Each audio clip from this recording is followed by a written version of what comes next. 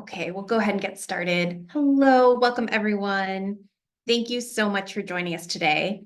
My name is Allison Weiss, and I'm the Associate Director of Corporate and Executive Education at the Brown School of Professional Studies.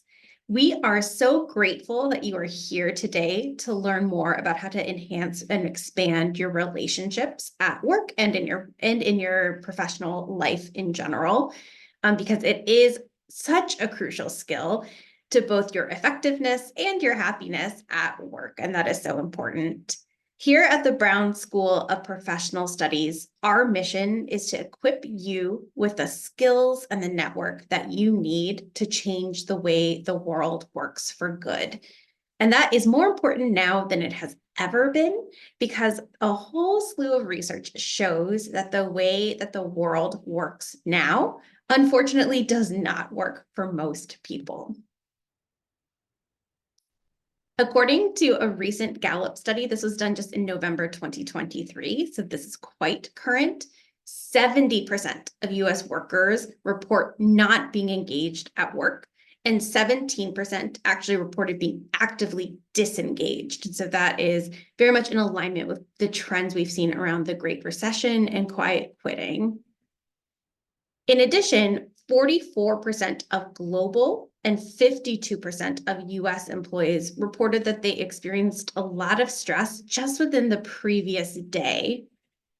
This is a quote that really resonated with me from that Gallup survey. It said that employee stress has been rising for over a decade, so this is not new. Gallup finds that managers play an outsized role in the stress that workers feel on the job. And actually, that's in both directions. So you have an outsized ability to make a positive influence or ability to make a negative influence. And so because of that, that is why we at the School of Professional Studies are so passionate about giving you the skills, the mindsets, the frameworks, and the networks and the structure that you need to be able to lead in the way that makes the world work for everyone, because we know that your leadership has such a huge impact on your lives and the lives of everyone you touch. So I want to thank you for being here today, because you live busy lives. And just by showing up today for this free masterclass, it shows that you are someone who cares about making the world work for good. And we hope that you will choose the School of Professional Studies at Brown University to be your lifelong partner in achieving and expanding on that skill set to change the way the world works for good. And this is how we can help you access those skills and those frameworks. We offer 33 professional and early career master's programs.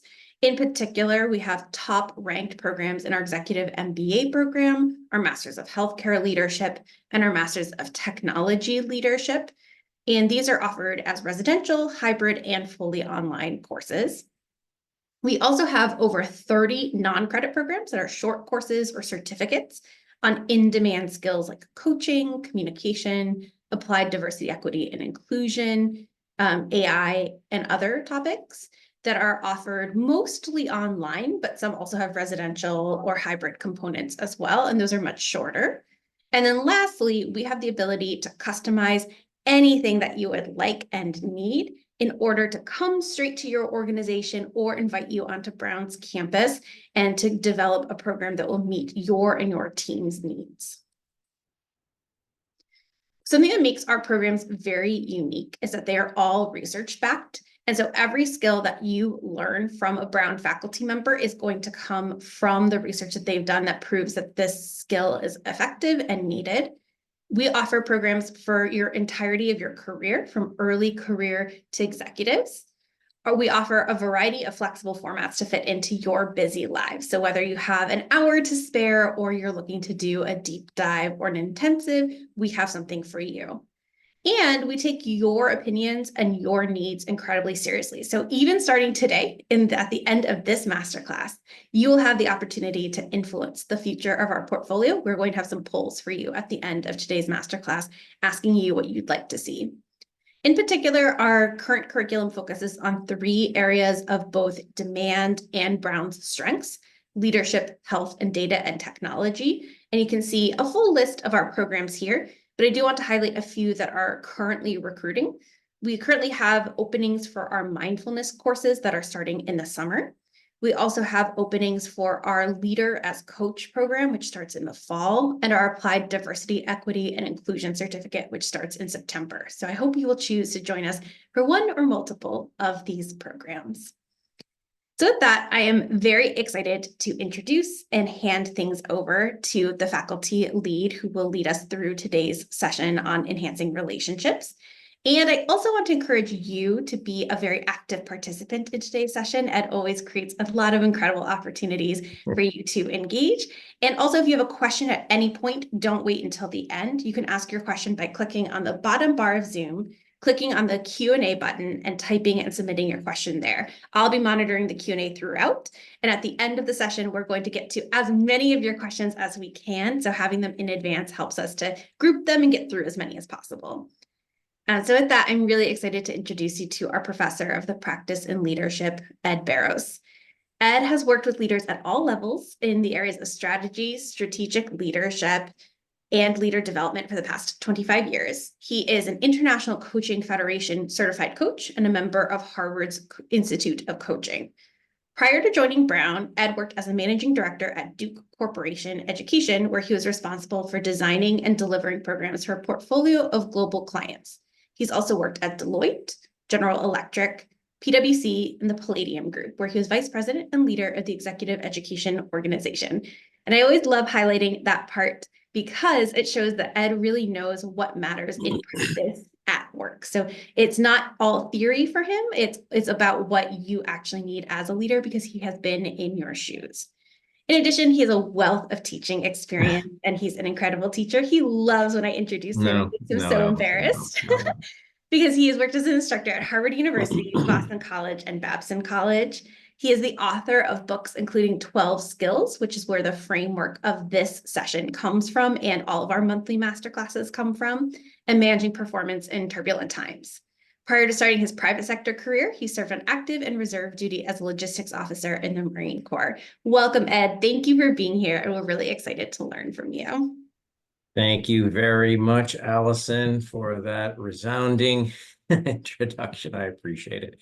So, hey, everybody, it's great to see you.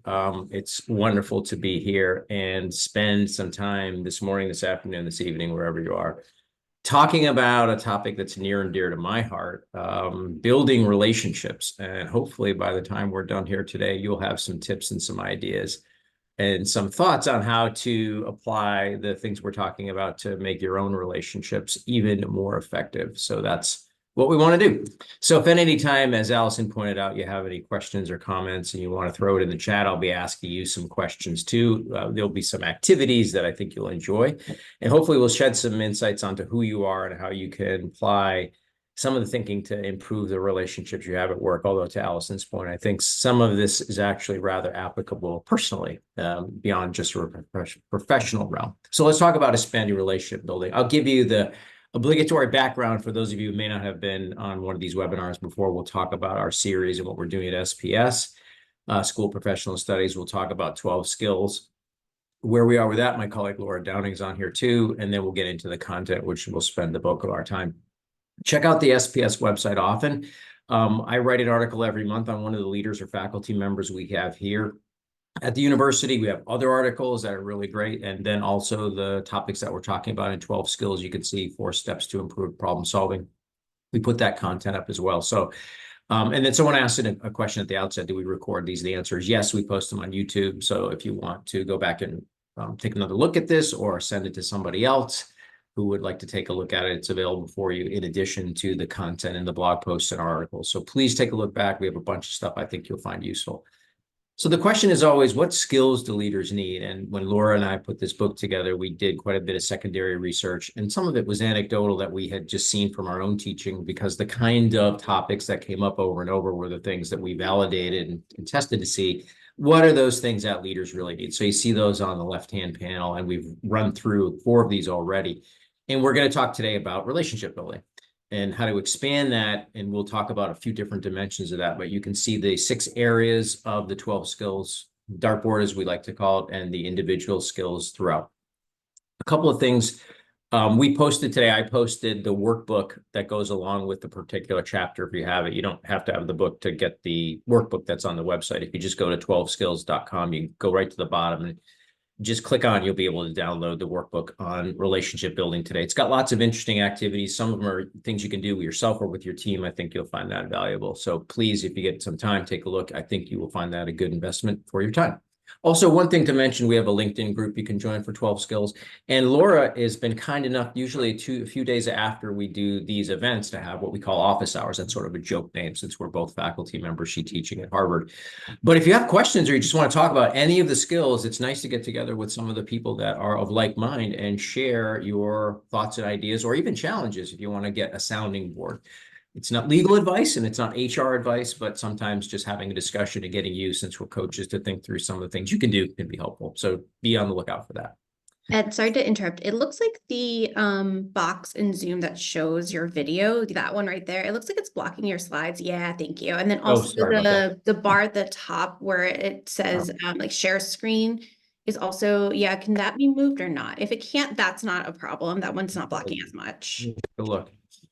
Let me know if you can see this. Can you see this now? I'm sorry that it's blocking it. No problem. I know I've never seen this before. This seems to be a new fun development for us. Yeah. We can still see the bar, but it doesn't really matter. It doesn't really block anything. So I think now that you've minimized the video, that's what mattered the most. All right. My apologies for that. Well, I'm sorry. I'll have to endure this until I can figure out during the duration how to get this to disappear. Okay, but I do want to make sure we spend time on content. So, we already went through this, so let's not do it again. So let's talk about why relationship building. So we've been through this background before. We know markets are changing, technology is changing. New technology is literally right in front of us day to day with AI and Gen AI. So we want to talk about also the workforce. We know there's more people in the workforce. There's greater number of generations in the workforce. It's a challenge to build relationships sometimes in organizations that are very dynamic and fast moving. We see people coming into organizations, staying for short periods of time, moving on to greater opportunities, and it's all made even more complex by the dynamics of the economy. But we also see individuals needing a level of emotional stability. So relationships matter. And to Allison's point, it really does matter the relationship you have, not just with your boss, but your colleagues at work. And I'll show some data on that here shortly.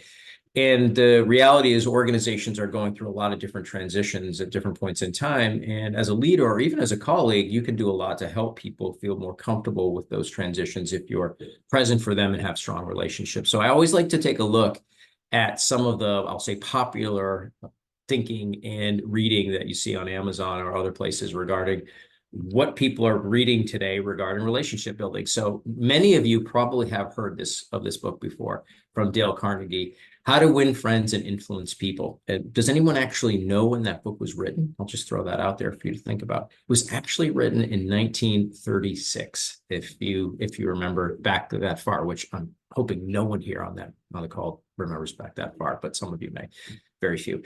But it's still very popular today, and it's one of the best sellers in this category on relationship building. I'm not making a case for buying these, so I'm just telling you these are some of the things that you'll see. How to talk to anyone. These are more tips and tricks. David Brooks' work, he has several good books out there. The Second Mountain, How to Know How to Know a Person, and then Keith Ferrazzi's long-time classic on Never Eating Alone. That has more to do with networking probably than anything else, but there's an element of it that's relationship building, and Laura and I teach this in our classes that are case-based on how to influence people and how to accumulate different equity value relationships in the workplace.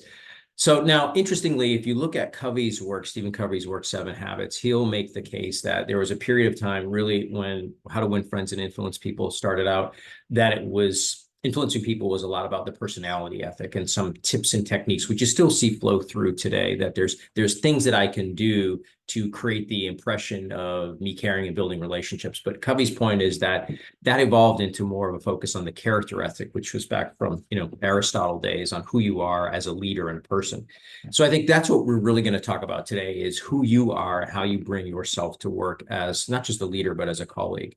So some interesting, reasonably recent research in addition to what Allison showed is this is from Gallup, and it shows a couple of different panels on the top and bottom around the impact of having a best friend at work. That can actually be very beneficial. But what you see here, just to give you a quick orientation, the question that's asked at the outset is in the response is, I would recommend my organization as a great place to work. So these are the respondents that said strongly agree. And then it looks at how they responded to these other questions.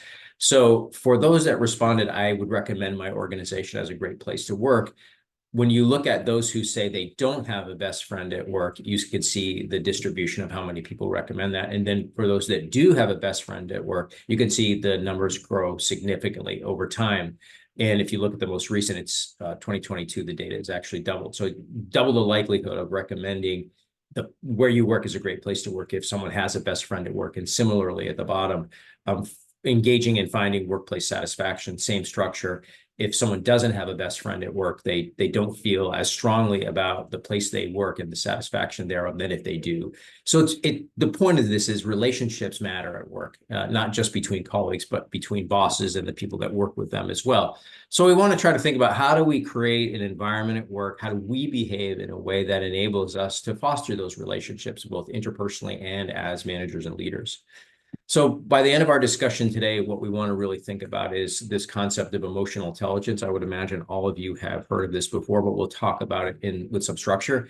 We'll talk about the things you can do very simply to start expanding and enhancing your relationships, to deepen the relationships that you have, and even take advantage of them in positive ways, to use those relationships in a beneficial way.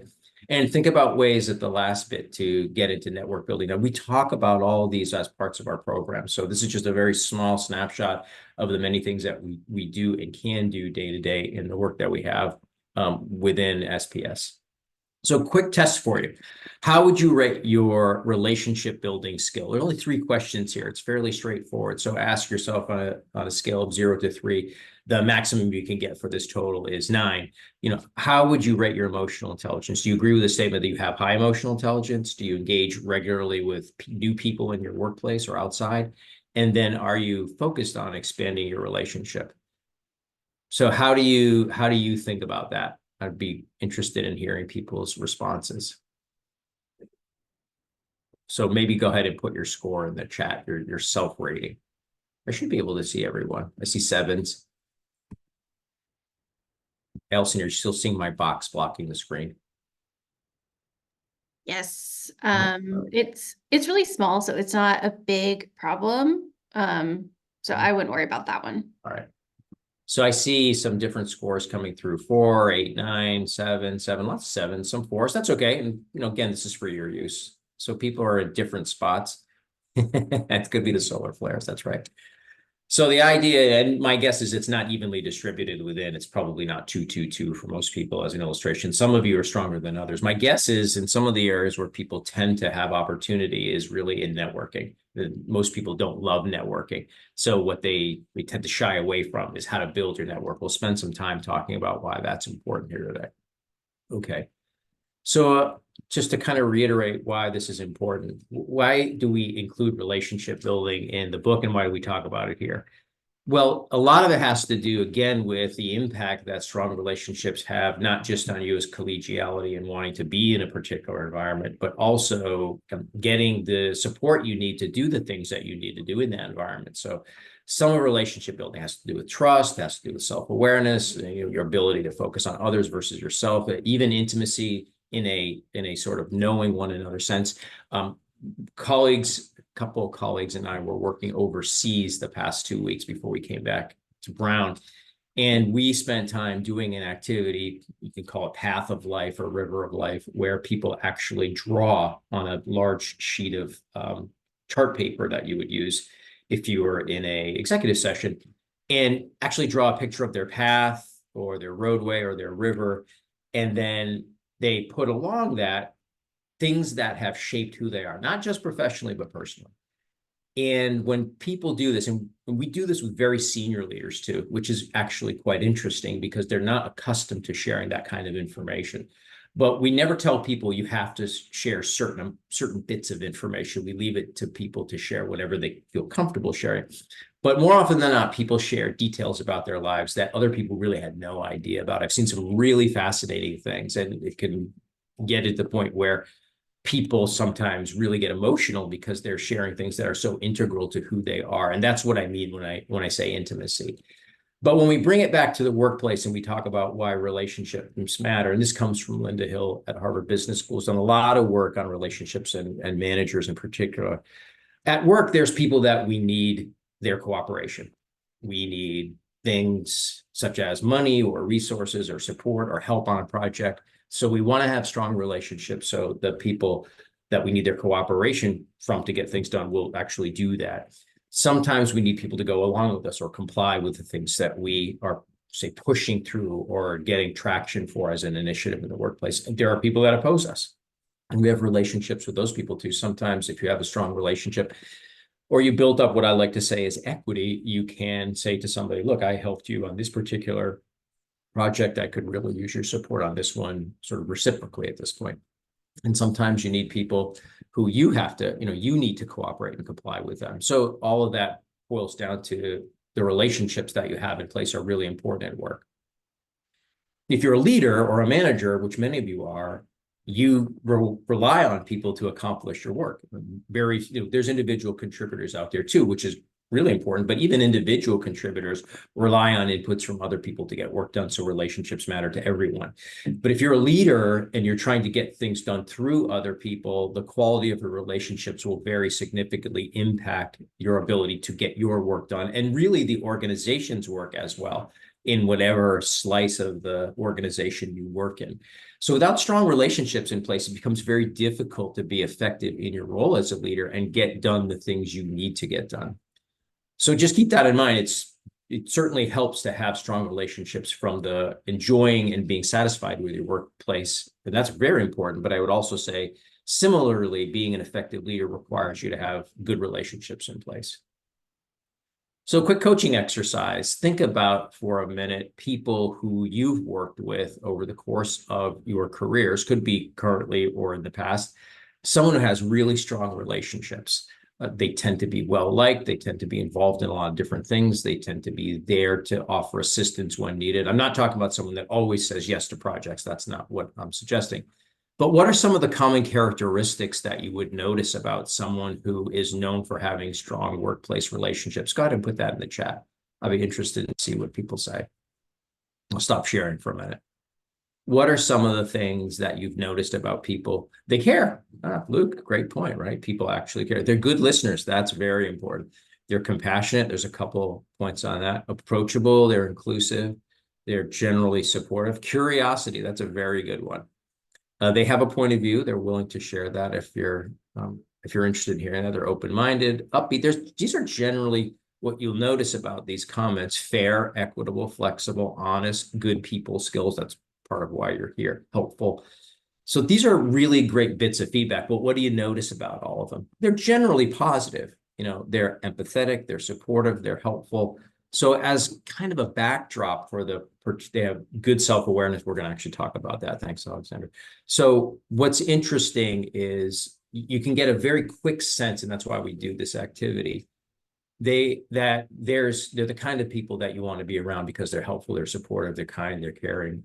There's a great book by Bob Sutton. I won't say the title here because we're recording, but you can look it up. Bob Sutton's a professor of engineering at Stanford. And I think their engineering school, their graduate business school, but people don't want to work with people who are, we'll say, very difficult. And the title of the book, I think, sums it up. But the fact of the matter is we want to work with people, and we'll talk about this later when we get to influence and persuasion, that we like, that are likable. So it's important for us to think about how do we in ourselves be that way, and then how do we create an environment where we foster that in other people too. So great, thank you for participating. So when we think about, and Allison, if my stuff is in the way, let me know. So when we think about simply building relationships at work, we've distilled it down to this very simple process, 3 Some people like the simplicity of our processes, other people not so much, but it's really kind of 3 things you can think about doing, and we try to make it simple. So if you do any bit of it, it will be beneficial to you. So it's almost like an inside out perspective. First off, it has to do with expressing yourself in a way. And you saw that come through in the chat a minute ago, expressing yourself in beneficial, productive ways at work and regulating those things that maybe aren't so much. We spend so much time at work today. It's very hard. And we're always encouraged to bring your whole self to work. So it's oftentimes hard to dissociate when we have a good day from a bad day, but we need to be mindful of that and then ask ourselves, how do we regulate that? We also want to engage with people at work. And sometimes that can be hard, right?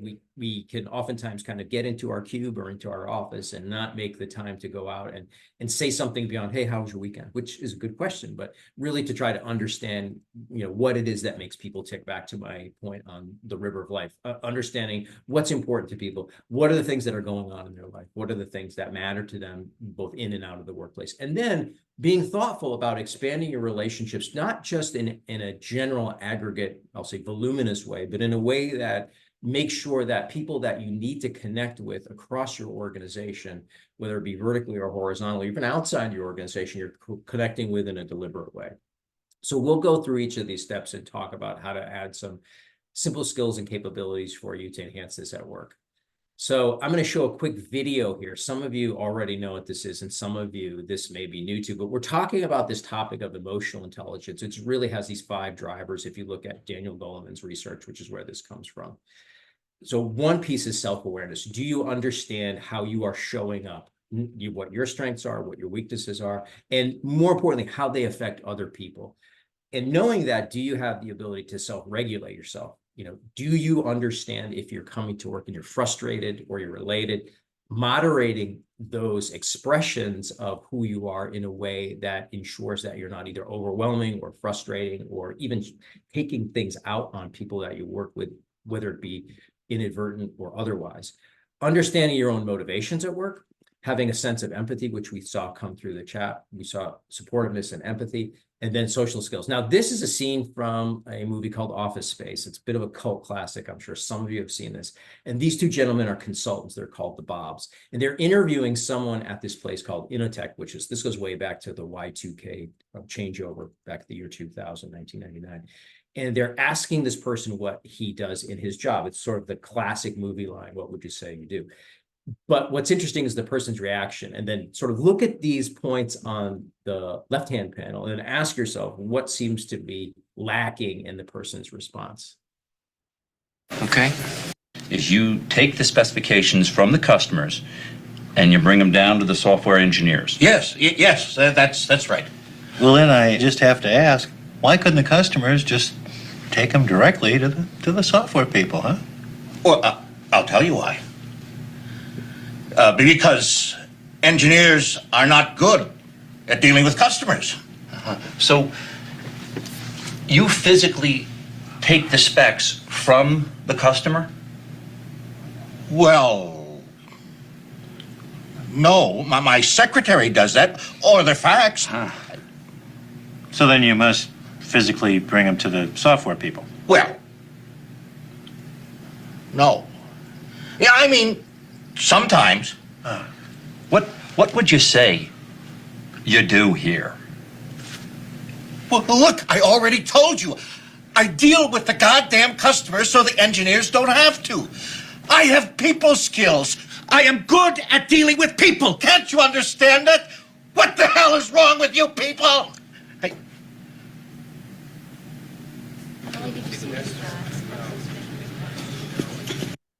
So I think you get a sense there that maybe there's some sense of self-awareness or self-regulation or motivation that may be lacking. And this is a good illustration of that, a stark one. But for us, we want to think about how do we make sure that we don't show up at work like that. So when we think about emotional intelligence, we could think about it in this cascading model. This is from some researchers that we think about from the Journal of Applied Psychology in a hierarchical way. So in order to perceive emotions in yourself and in others, that requires conscientiousness on your behalf, which is one of what we call the big 5 personality traits. So do you take the time? Are you able to understand? And I'll give you some tips here in a moment on how you're feeling and how other people might be feeling. Sometimes we're not always so aware of that. We'll give you a little test to calibrate your own sense of your emotional intelligence here in a minute. From that conscientious conscientiousness, do you have the ability to think about what those emotions mean? So if you see someone reacting a certain way or you're feeling a certain way, are you able to, one of the techniques is to name that and then think about how that emotion is manifesting itself in your behavior or in others so that you can gauge an appropriate response. And then the stability piece comes in when you regulate your own emotions, which in that example, which we throw out there as a humorous illustration, it shows up awkwardly, right? That's a stark illustration of it. But when people struggle in the workplace to regulate their own emotions, it shows up in awkward ways that can create and impair the relationships that we have or we're trying to build. In fact, I remember an organization I worked with, there was a gentleman that worked there. It was an academic institution, and he had a propensity for sharing, I would say, some of his temper with people or being short with people in a way that didn't make people feel comfortable. But what people did was they kind of got together and said, all right, we'll position someone who would happen to be the receptionist at this place near the door in the morning. And when this person comes in, the receptionist would ask a few questions to gauge the person's emotional state. And then would send an email out to people to say whether it was sunny or rainy regarding how this person was likely to show up today. So that's an interesting example of how one person's behavior had a fairly significant impact on the environment of all the people around them, so much so that it needed to be gauged and evaluated. So the idea here is think through what your emotions mean and what other people's emotions mean and how to regulate them. Now, I'm putting in the chat, well, it's not in the chat, actually, you can see it at the bottom, or you could just Google it. You can take a free emotional intelligence self-assessment, and this is actually my score. This is not sanctioned by Brown. I do not invest in the company. There's no relationship here to speak of. It's just an interesting piece of information that you can answer a few short questions and it will gauge your emotional intelligence on the dimensions that I see down the bottom: self-awareness, other awareness, the things that we just talked about with conscientiousness, your emotional control, empathy level, and well-being. So this is actually mine. I'm intuitive. There's a typology in there. Allison, we were doing this. I was showing this to a client a few weeks ago, and Allison got a hold of it. So did some other colleagues, and I think they found it very useful. But it gives you a sense of how you rate in each of these areas. So you can see I have some work to do with my own empathy. So I'm happy to share that with you. But it might be something you'll find interesting to do. Some of you have probably already done this. Others may, thanks Allison for putting that in the chat. Others, you might find it useful. And it's a good way. It doesn't give you an answer and all the, the things, here's what you should do, 1, 2, 3, 4 that follow this. But it can give you a sense of where you have some strengths and where you might have some gaps. I am fairly adept at understanding where other people are coming from. You can see the other awareness. I can generally detect where someone is emotionally, or if there's something that's a little bit different about how they show up. I'm not as good at being empathetic about that. And the people that know me will say, oh, that's already true to add. But you'll get a good sense. And this is sometimes fun to do with your team too, is to sit down and share. You'll learn things about one another and your team, if you have it, have a team, and you'll say, okay, so I know so-and-so, he might be a little lower on this scale, or she might be a little higher on this scale. I think you'll find it an interesting activity if you want to do it. And certainly if you want to do as we're going along here today, that's fine. So related to that, you want to make sure you express yourself once you have a good understanding of who you are and the people around you in a way that's positive and productive in the workplace, as we talked about earlier. It's normal to have experience, feelings like today it's pouring in Providence. I got soaked on the way to work. I was clearly not happy when I got here. And I remember thinking to myself, I am not happy right now because I'm wet and I'm frustrated. I'm late for a call. But naming that and saying, I feel frustrated right now. It's because of the weather. I want to try to understand how that might impact other people on the call. I need to take a minute to get a cup of coffee, dry myself off, and refocus.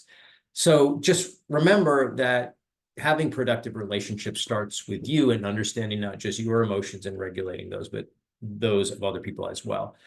Empathy factors in significantly. If someone's having a bad day, you don't have to get into the details of it, but even a simple question like, hey, is everything okay? Is there something you want to talk about? Is there anything I can do to help you? Can be very beneficial. And oftentimes people say, they might tell you what's happening, or they might say no, but at least demonstrating that level of support and caring can be really useful. Taking the time to understand how other people are feeling can be very beneficial, and giving people some space to share that can be helpful too. Most of us aren't trained therapists, but that doesn't mean we can't actually listen and care. We don't necessarily have to solve someone's problem, but just lending an ear can be really beneficial, and also helps people feel like, again, because you actually care at work. So people do want, we talk a lot about psychological safety, and that boils down to, empathic and ostentatious listening and turn taking. And when we look at some of the research, there's some different research on it, but it's essentially creating a space where people feel heard and get a sense that they want to share in a way that other people will receive the information that they have, whether it's about how they feel or something otherwise at work. And the bottom line is you can improve your emotional intelligence. You take that test and you think about it, and you can ask other people for feedback too. That, if you have a couple of close colleagues, say, here's how I did on my test. Do you have any tips? It can be very useful to ask someone, what's one thing I could do that you think might make a difference in how I show up at work? You don't need, one of the things that you find when you do coaching and leader development is people don't generally need a list of 10 or 12 things that they have to work on to get better. Usually it's one or two things will make a disproportionate impact on their ability in whatever the domain is. And this one happens to be relationship building. But you want to show up at work in a way that you understand who you are and you have the best ability that you can muster to get a sense of how your colleagues show up too. That can be really beneficial. So how do you regulate your emotions? That's usually the first point, in addition to this test out here that I gave you, is when you work in groups of people, sometimes you get feedback or you can see how other people are reacting to you, consciously, and you can be more effective around that. There's techniques that help enable emotional regulation. If you're feeling particularly frustrated, I'm using that as an illustration, make sure or work to demonstrate that. It's called surface acting. I'm not going to demonstrate my frustration, or if I am, I'm going to try to moderate it a little bit. Deep acting means you're actually trying to alter by thinking through how you feel. Suppressing those emotions, reappraising. Typically, an effective feeling follows a cognition, which is I think, therefore I have a certain feeling. So thinking about, does that feeling make sense in this context? And then sharing that with people can be very helpful. So we oftentimes have challenging situations at work or things we bring to work. The question is, how do we manage those? Now, there's always the point around, is it ethical? And back to this being, I'll say, vulnerable at work or authentic at work. That's something that you'll have to wrestle with. And we have oftentimes get a lot of questions on that. If I'm feeling very frustrated or upset about something and I don't say anything, am I not being authentic at work? I don't necessarily think that's the case. This is a point of view, but I never tell people you should share certain things at work or not share certain things at work. I feel like that tends to be quite personal in nature, and you'll need to make the determination in your own life and your own work situation what you feel comfortable sharing. But as far as the ethics goes, I think each individual, it's not ethical relativism, but you will need to make the determination as to what you feel comfortable sharing in the environment that you're in. But emotional regulation is an important part of being effective relationship-wise at work. Beyond understanding yourself and your colleagues, you want to think about that second E. How do you establish new relationships? And it's actually a lot simpler than most people might think. Certainly, you want to take time to introduce yourself. Okay, here's who I am. Here's who you are. Let's talk a little bit about where you come from, what you do here, those kinds of things. Are you the type of person that is active in introducing yourself and finding out about new people in the workplace? That's a good thing to do, especially if you're a leader. Remember names. People like to be called by name. You can write those down. You can put them in your phone. After you meet someone, it sounds like a simple technique, and it is, but it's important that if someone has some details that they share about themselves, it can be very useful just to remember those things so that the next time you see them, you can just ask, not in a trite way, but because you're interested. How was your weekend? You were going to a dog show or you were volunteering at a shelter. How did that go? What did you find? What did you like about that? That can be really helpful in terms of relationship building, and also gives the sense because you care. One of the best things to do is ask questions. And I think that goes back to a comment I saw in the chat. Be curious, right? Back to Ted Lasso, be curious, not judgmental. People like to talk about themselves. I was on a call recently and I was talking for about 45 minutes with someone. And my goal was really to have this person describe some stuff for me. And I went through the entire call. And after a short preamble, I asked just a handful of questions. The person sent me a note. I really enjoyed that call. It was a lot of fun. We all tend to want to talk about things that are important to us and have people listen that care. So on both sides, it's helpful to think through what kinds of questions can you ask that are beneficial. So I'm going to give you a little activity here. one of the ways to get better at building relationships is to ask genuine questions. So there's two dimensions to that, and there's the activity in the gray box. One is to simply ask more questions. Think when you have a conversation, actually pause, and instead of thinking about responding to what the person is saying in terms of, well, let me tell you what I think or what I do. And we were having this conversation with my last client. Someone brought up, are you the kind of person that's a topper? If someone says, I went to the dog show this weekend, you say, well, I went to the bigger dog show last week. I think there's a Saturday Night Live skit on that for those of you that watch it. Interestingly, you want to be thinking about, if you're really paying attention in the conversation, what are some of the questions that I can ask that it's really just kind of being triggered by what the person is saying? Because your job is questioning is to get more information, to learn things, to be curious.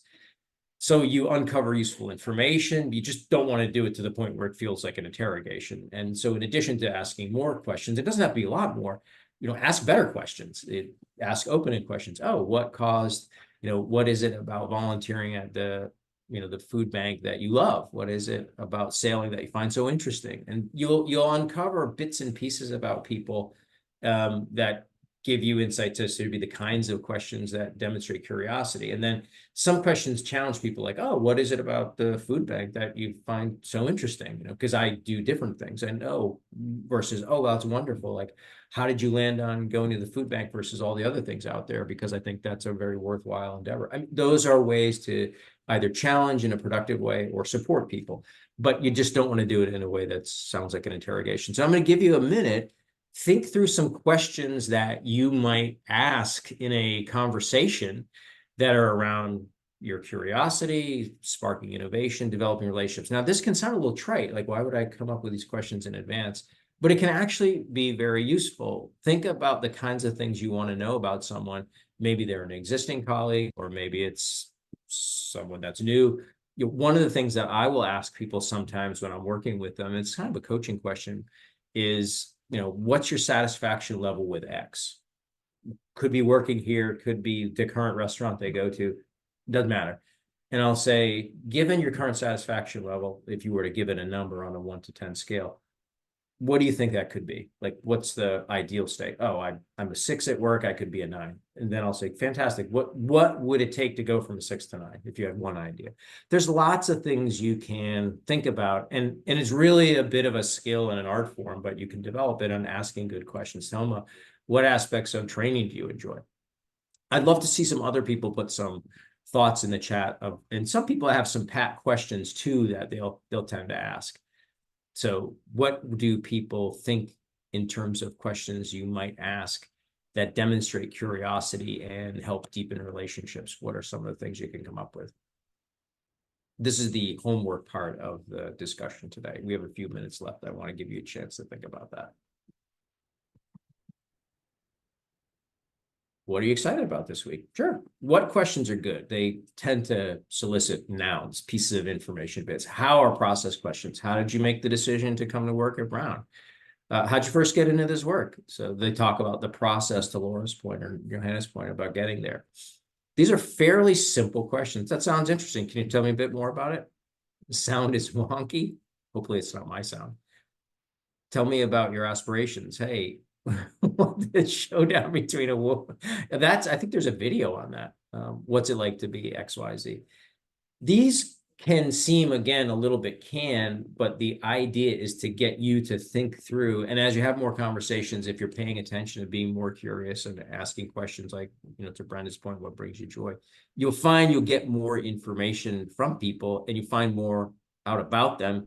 And this will enhance your ability to build productive relationships at work. It gives people the space to talk about things that are important to them. How's your mental health today? That's an interesting question. You just have to be careful when you ask that, Wendy. You may get a response that you maybe were not prepared for. You just have to be mindful of that. So a couple of things. Moving on from our questioning, how do you engage at work to enhance and keep these relationships strong? So be likable. We'll talk more about that in a subsequent discussion, but the things that we talked about earlier, being supportive, empathetic, are really go a long way to that. Be respectful, be, a whole person, bring your whole self to work in a positive way. Talk about your interests and your hobbies, share those. You have to get into great level of detail, but you're more than just the professional that you show up at work every day to be. You're a parent, a sibling, a volunteer, a mountain climber, whatever it is, feel free to talk about those things in a respectful way. Socialize outside the office. Oftentimes sitting down with people over a meal can be really beneficial, or getting together in a forum that feels comfortable given your setting. That's a great way to get to know people in a relaxed way. And then, think about, if there's no longer a business relationship, you can still stay in touch with people. If you have a good relationship with someone, stay in touch with them over time. That's can be very, very beneficial. The relationships can last long before or long after something changes at work. So let's move into the last bit. We have a few minutes left, and we're talking about expanding your network. Networking is something that people generally don't love to do. We could do an entire day on networking. We're just going to give you a quick pass. But a network is really a collection of people who exchange information and they offer advice and support. I'll give you some more meaningful definition in a minute. But the second piece here from Rob Cross, who's at Babson College, is really important. People in organizations who are earmarked as high performers or are high performers, they're the kind of people that have strong relationships, strong networks, and they're 4 times more likely to be recognized as such. So all the things we talked about at the outset and things that build to this around your network, if you are someone that maintains productive relationships, has a good network, you will be seen as someone who is more likely than not a high performer. The purpose of a network is fourfold. Your network can be a sounding board. And it's not just the people on LinkedIn, it's people that you have good relationships with, who you respect their advice and their ideas. You can connect across and outside your organization. So your network enables you to what's called boundary span, is to work over and across different silos in your organization. It's a source of data and information. Hey, I wanted to bounce something off you and I wanted to share something. And if you have something you can tell me that I maybe didn't know, it'd be great to hear that.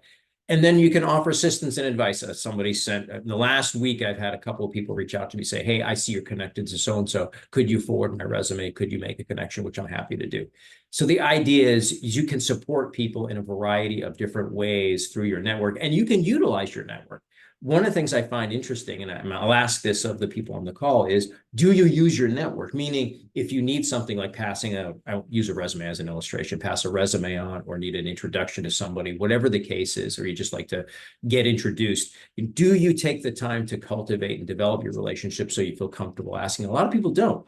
But then the question is, what's the value of your network? Because your network, again, just think about these 4 particular aspects of it does matter. Dorie Clark, I did not create this, I took this snapshot, but Dorie Clark has done a lot of work on, we've talked about her, I think, before in personal branding, but in networking too. It can be very useful to see how you connect and create what's called a network map. If you look at your connections and if you look at other people in your organization, who are you connected to? What you'll find in most people's networks is they have a personal network. They are people that they know and like and have been friends with or family for a long time. That's great. Nothing wrong with any of these. You'll have an operational network, which is people you tend to work with day to day that you rely on, as we talked about at the outset, to get your work done. Most people fall down in this area of what's called a strategic network, which is a network of people who can help you advance through your career. And that's important. That goes back to Rob Cross's work around your network. You have to have, it's not a bigger network, but you have to have the right relationships in your network to make a difference. So it's really important that you think about networking not as I'm putting on a hello, my name is Ed tag and going to an after work party. That's, kind of the branding that networking oftentimes gets erroneously. And think about, how do I have connections that are productive in and outside of the workplace? Productive insofar as I can accomplish those 4 objectives that we highlighted previously. And also I can utilize these connections in ways that are valuable, not just to my career inside my organization, but potentially outside of it. And a network map can be a great way to do that. But it's all predicated on having clear professional goals. What are you trying to accomplish at work? Trying to get promoted? Are you trying to get into a new area? Are you trying to build a new skill? Are you trying to get on a committee or project, what have you? You have to define what your professional goals are first, and then you can seek out people who will help you get there.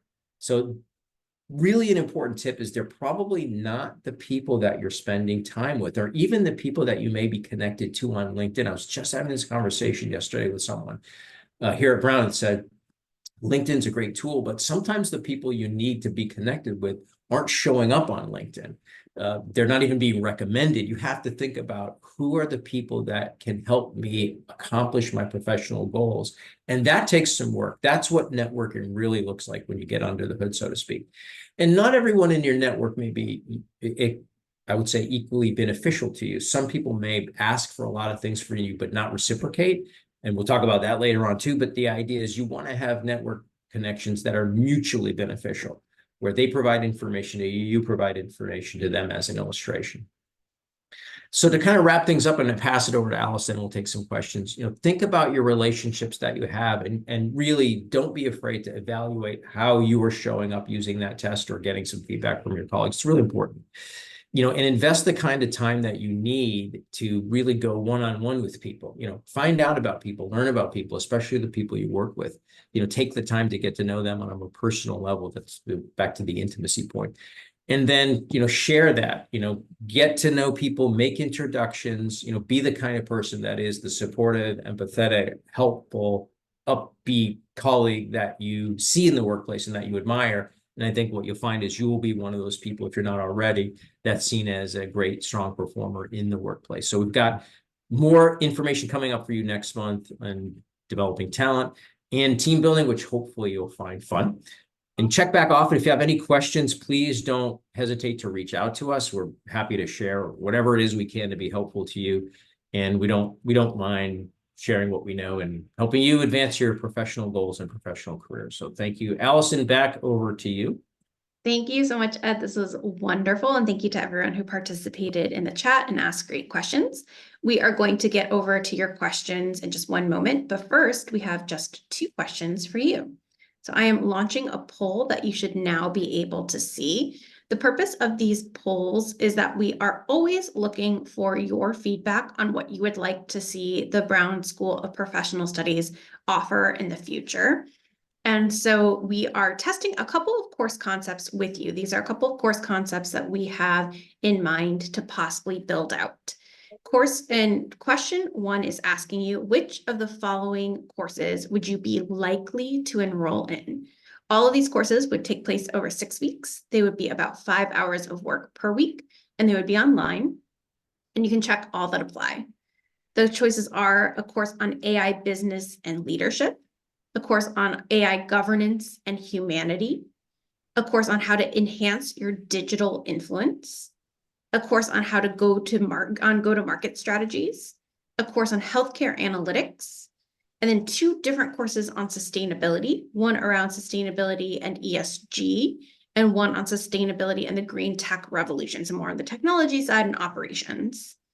And the second question is, we are going to create a free masterclass around enhancing your digital influence. And we are curious, which of these 3 topics would you like the free masterclass to be on? Choice 1 is crafting your professional image and brand. Choice 2 is how to leverage digital channels like LinkedIn for influence. And then choice 3 is how to unveil your own personal values and vision. So I'm going to leave these questions open for just a few more moments. It looks like we have about 50%, 60% of your responses in. And this data goes a really, really long way in helping us to build our future portfolio to make sure that they are courses that you're interested in, that meet your needs and your desires for the future. So I'm going to leave this open for it looks like we have 75% in now. So I'm going to leave it open for just 10 more seconds and then we'll close them. So if you have not yet answered, please get your answers in 10, 9, 8, 7, 6, 5, 4, 3, 2, 1. Thank you so much. This is so great. Very helpful. And now we'll turn things over to your questions. So the first question that I'd like to ask you on their behalf, Ed, is there are different power dynamics at work, and in some environments, a few people with power and influence use their power for retaliation and sidelining people in their careers. I have not seen a lot of research related to the ways that sideline people are able to recover. Do you have advice or referrals? So I can give you a perspective. I don't know if I would call it advice, but I think it would be appropriately given to Jeff Pfeffer and his work at Stanford he has a book on power. I think that talks about sidelining in there. He's a pretty well-known researcher in this area. It can be difficult to recover from being sidelined at work. It can be, I mean, the bottom line is it's hard to do if you've been put into a box. You know, Pfeffer's suggestion is really around asking a set of questions that have to do with, do you think you can actually change it really goes back to the personal brand that we talked about a few webinars ago. Do you think you can change the image and the perception of people have of you in the workplace? That can be challenging. I think that's not something that's necessarily easy to do. We will talk about more of this when we talk about influence and persuasion later. We get into some power dynamics, but that can be a tall order. And I think you have to read the tea leaves a little bit to get a sense of, are people seeing you differently? Are people putting you up for opportunities? Are they talking about whatever opportunities there might be or advancement? I think you have to listen very carefully and get a sense of it if that's genuinely something that's changing, if that's what you want per se. But that can be challenging. So I think, you know, Pfeffer's work might be illustrative in that regard, especially that book on power. Thank you. Sure. Next question is very related. Are there repair mechanisms? How do I go from being unlikable to being liked at my organization? So good question. This is totally out of context, so I can't say that, you know, this is just do these 3 steps and people will like you. You know, likability is one of the influence principles by Robert Cialdini. So if you look at his work, and we'll talk about that more later, the question is, what can you do to be likable at work? You know, what are the things? And you saw some of those things in the chat, actually, they're quite practical. But I would say, you know, it's sort of tautological saying, you know, be the kind of person that people like, but what does that mean? You know, that's typically the kind of person that's easy to get along with, is focused on someone other than themselves. There's an interesting equation called the trust equation. It's from some work done by Charles Green and some colleagues. You might want to take a look at it, but the trust equation, you can just Google it. It says that trust is a function of 4 variables, or trustworthiness. It's credibility, intimacy, and reliability over self-orientation. It's actually an equation. So the question I ask people, and we teach this pretty regularly, is how high is your self-orientation? It goes back to this piece on emotional intelligence. If you have a very high self-orientation, and some of you know people at work, or you've worked with people that have a high self-orientation, you get the sense that people don't care about you. You get the sense that they're talking with you and all they're thinking about is something pertaining to their life or something they're trying to accomplish. You can get this feel of being an instrument for people, which doesn't make people feel great. Now, this may or may not be in context for the questioner, but you have to really start to think about, what's my self-orientation? You know, am I able to detect how my behaviors are impacting other people? And are there things I can do? I would check out the Cialdini work on that would enhance my likability at work. Thank you. Next question is, what are your suggestions to improve communication with coworkers and managers when there is a large generational gap? Yeah, that's a good question, especially in light of what we talked about at the outset. There's a lot of different generations in the workplace. I mean, there's kind of 2 dimensions. I would say do a little homework on the different generations. I mean, while everyone's different, you know, we do see some common behaviors in different generations, whether Gen X, and there's boomers, and there's Gen Z, and et cetera. So it can be helpful as a starting point to do a little bit of work on intergenerational understanding. But I would say the biggest thing comes from just being curious. It's just asking people and listening. You'll find out what's important to people, their values, the experiences they've had. I think you'll find if you're genuinely curious, people are more often than not always, they're more often than not willing to share information about themselves. And I think that can give you some insights as to what's important to that person, irrespective of any, I'll say, intergenerational or generational data. Thank you. And then this is the last question that we have time to answer. It is, how can I deal with a colleague who's using negative words or body language when she is talking to people and asking for help? Well, that's an interesting question. The first question I would ask is, does the colleague know that they're doing that? You know, sometimes people, it goes back to what we're talking about, it's self-awareness and regulation. It's possible, again, not knowing the situation, it's possible a colleague is not aware they're using that. So then it becomes a bit of a coaching activity to try to, so that we have to be careful, because not everyone wants to be made aware of things. So we always have to proceed with caution when providing quote unquote feedback. Sometimes it can be helpful to say, Allison, when you introduce me, how do you think that goes over with the audience? So now I might be thinking, I hate the way Allison does that. We joke about this, but it's not that helpful, I found, to say, Allison, the way you do that is really not helpful at all, because it puts Allison in a position of saying, well, I'm not trying to do a bad job here, I'm trying to do a good job. So oftentimes you get some insights to what someone's thinking by asking a simple question like, how do you think that lands with people? And she might say, I think it's amazing. I mean, I think so I'm getting a sense of, and then I might ask some follow-up questions. It's like, okay, well, what about that is amazing? What do you think? But oftentimes you're trying to sensitize people to do some self-reflection, which may or may not work. Not everyone is able to self-reflect. But the first question is the person aware of it? Is your sense of it accurate too, right? That's another question. You have to sort of calibrate it and say, am I the only person that's noticing this negative sort of communication this person has? And if that seems like there's some consistency with people's perception, it's trying to help that person to the extent you're able to understand that maybe some of the things, maybe that introduction, there might be a different way to do it that might even have a higher impact with the audience. So doing it in a delicate way. But sometimes people, depending on how well that goes, need to be, if you have the kind of relationship, when you say that to people, or here's how I'm experiencing that. I'm experiencing what you're saying as it's upsetting or frustrating or off-putting. You can try to tell someone what you're experiencing with that piece of feedback or what they're sharing, and that may help.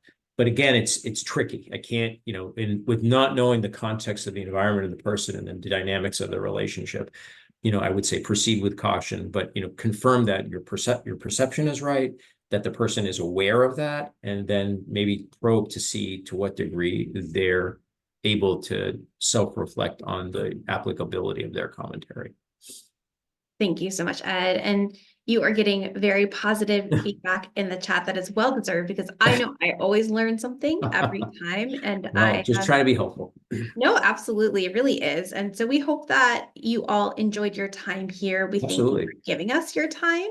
And we hope that we will continue to see you around, that you will choose us as your partner in developing the skills that you're looking to develop. And also that you'll join us next month for our next masterclass with Ed. So thank you all so much. Have a great rest of your day. And we look forward to continuing the conversation. Take care. See you soon. Bye.